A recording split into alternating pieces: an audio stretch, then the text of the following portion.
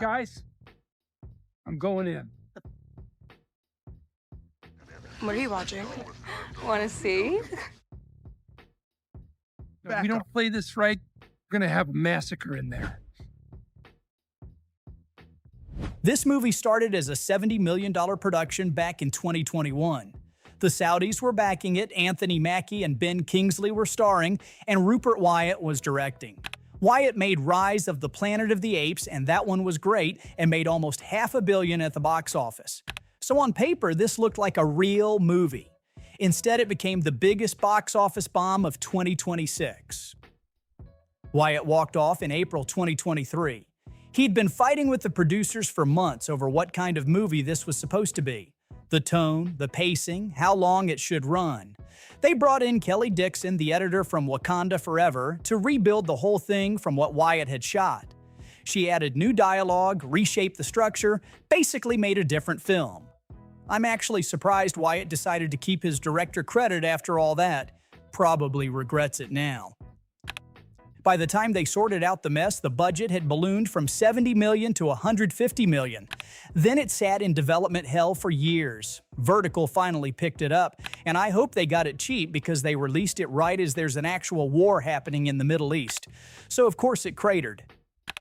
Opening weekend, it made just $472,000 on over 1,000 screens. That's $187 per theater. IMDb score came in at 1.9, which is worse than Cats. Rotten Tomatoes has it at 26%. International box office is just $29,660. On a $150 million budget, total worldwide gross came to $695,000. The losses here are comparable to John Carter, and that's the biggest box office bomb in history. Everyone involved knew the timing was just the worst. You don't release a movie about desert warfare when people are watching actual desert warfare on the news. But even knowing that going in, nobody expected numbers this catastrophic. So, question.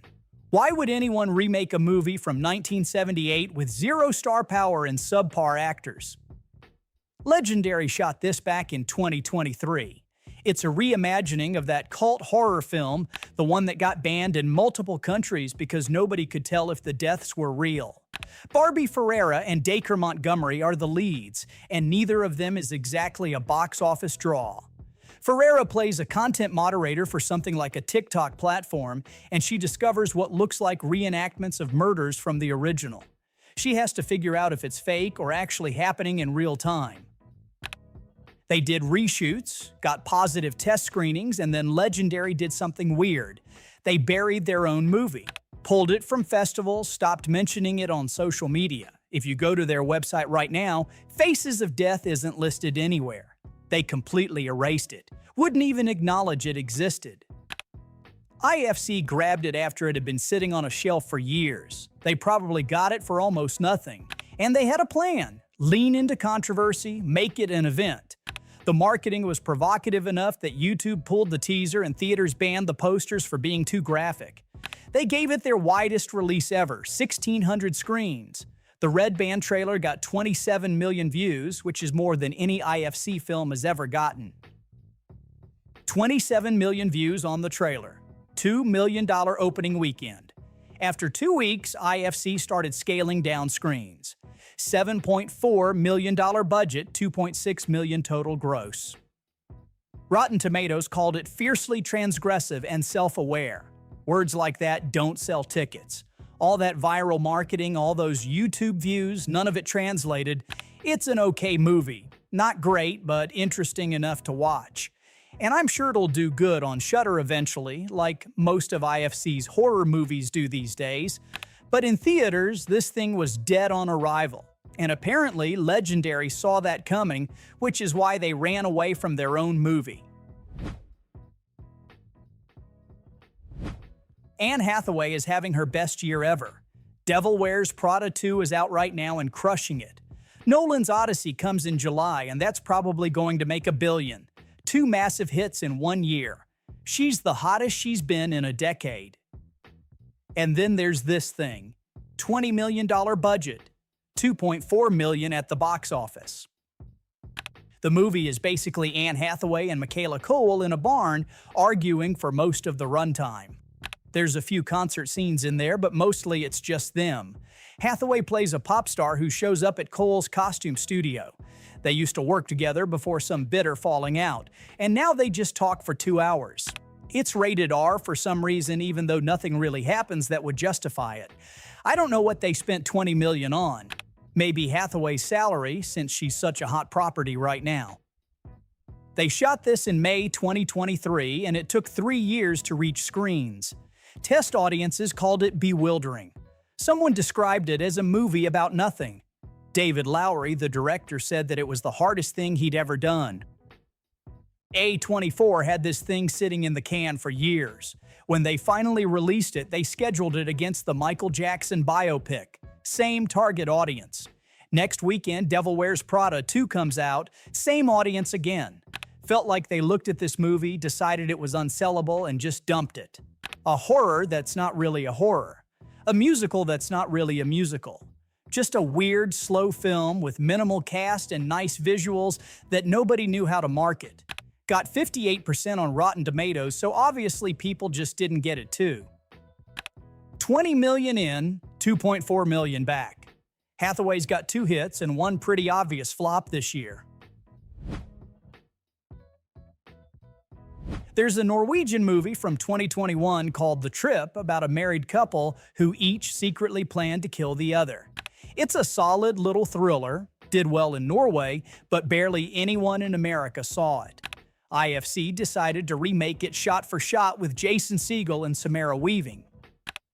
And you have to ask, who was this for? The original didn't have fans here demanding an American version. It's not like when they remade The Ring, where the Japanese film was already a phenomenon and people were asking for more. This was remaking something most Americans had never heard of existed. They put it on 1,500 screens and it opened at number 8 with about $1.5 million. Part of that was the release date. They went up against Michael, which wasn't smart. But the bigger problem was there was just no reason for anyone to show up. Segel's never opened a movie outside ensemble comedy. Weaving's biggest hit as a lead was Ready or Not, which opened to $8 million on a $6 million budget. $25 million budget, $2 million at the box office. That's 8.6% of what they spent, nowhere near the $62 million you'd need to break even. It had the lowest per screen average of any wide release that weekend. Amazon had the international streaming rights, so there wasn't even a theatrical release outside North America to try to make up the difference. I think this one probably does fine once it hits streaming.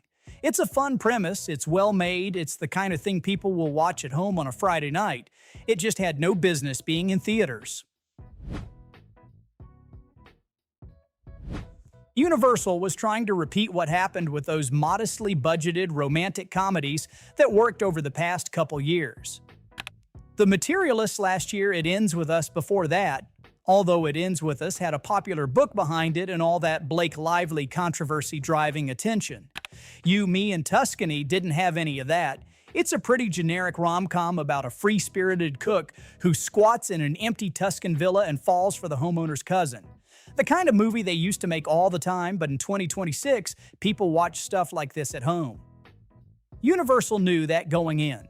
Producer Will Packer actually said it out loud. Studios view releasing rom-coms theatrically as a dicey proposition since the growth of streaming. They weren't blind to the risk, they just hoped it would work anyway. It didn't. The movie opened on April 10th directly against the second weekend of the Super Mario Galaxy movie and the second weekend of the drama with Zendaya and Pattinson. A romantic comedy with modest marketing trying to compete with that had no chance. It finished 4th, 66% on Rotten Tomatoes, 53% on Metacritic. Watchable, but nothing special. $18 million budget means you need $40 to $45 million to break even. The movie made 22. Dropped over 50% the second weekend, basically dead by week 4. They didn't even bother pushing it internationally. Just $3 million of that 22 came from outside North America. And apparently studios were also using this one as a test case for original rom-com screenplays. Writer-director Nina Lee posted that executives were holding green light decisions on her scripts until they saw how this performed.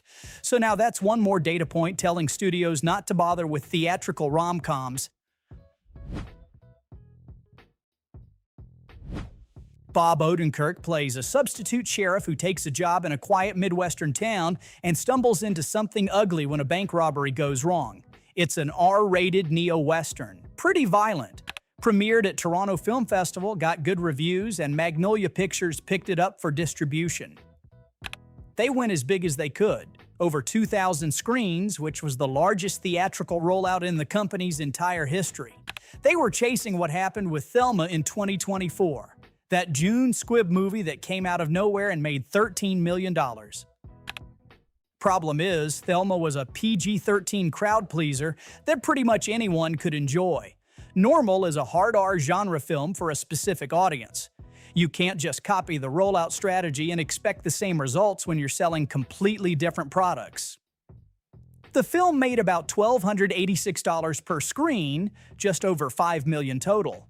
That means the theaters were empty, and part of why they even got that many screens was because there was nothing else opening wide that weekend, except Cronin's The Mummy. Basically, theaters took the booking because they had space, not because there was demand. And there's also just the Bob Odenkirk thing. He did Nobody in 2021, proved he could do action, made $57.5 million worldwide on a $16 million budget. Then Nobody 2 in 2025 made $41 million on $25 million. That's a 28% drop in worldwide gross on a higher budget, even with Universal behind it. Normal is basically the same pitch. Quiet Guy turns out to be capable of serious violence, but without the brand, without the studio marketing, with a smaller distributor. The concept was already showing diminishing returns. This was one trip to the well too many. Magnolia announced streaming a month after the theatrical release. That's basically admitting it's over.